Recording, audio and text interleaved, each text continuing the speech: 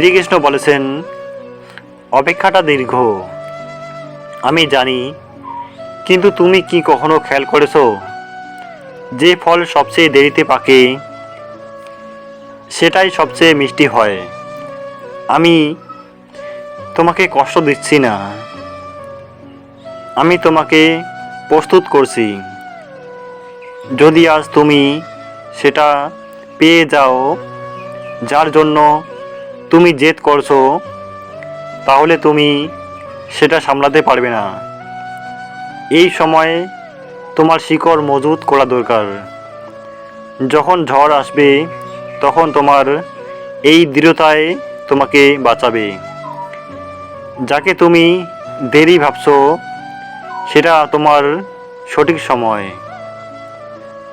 আমার ওপর সন্দেহ করো না, আমি তোমার প্রাপ্য এক কোণাও অন্য কাউকে দেব না।